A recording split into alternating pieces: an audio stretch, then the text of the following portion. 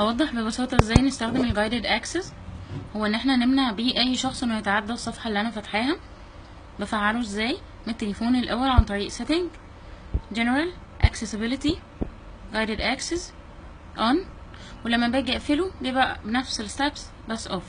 بيظهر لي لما بفتح on الباس كود setting، بدخل اي باس كود وحيد تاني، والتاتش اي دي لو انت عامل تاتش اي دي بتستخدمه او لا. بعد كده بيظهر التايم ليميت في الساوند والسبيك.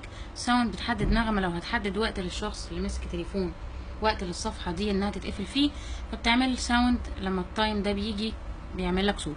سبيك بيحدد لك الوقت اللي فاضل من الوقت اللي انت محدده. طيب بعد كده بنفتح اي ابلكيشن. كمثال لو انا عايزه احدد الشخص في الصفحه دي بعمل ايه؟ بدوس على الهوم 3 مرات، بيبدا الجايدد اكسس يستارت كده، هو اتفعل معايا.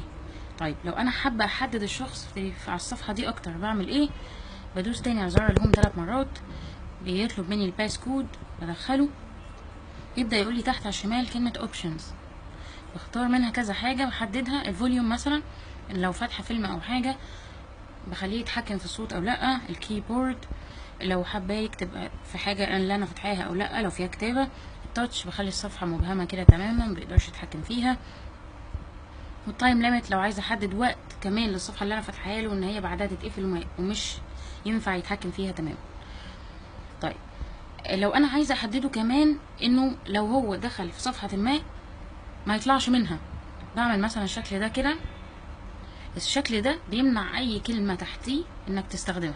يعني مثلا لو حطيتها على الباك مش هينفع يطلع تماما، بمعنى ان انا خلاص هعمل الشكل ده وهعمل اوكي، هيقول لي ان جايدد اكسس ستارتد. طيب هو دلوقتي دخل على صفحه كده في كلمه باك فوق تحت الشكل اللي انا عملته، لو جدس عليها مش هيتفاعل معايا تماما. بس طيب الغي ازاي جايدد اكسس؟ 3 مرات على الهوم، دخل باس كود، بيقول لي فوق على الشمال اند، كده انا نهيته واقدر اطلع من الصفحه طبعا من السيتنج زي ما وضحنا. بس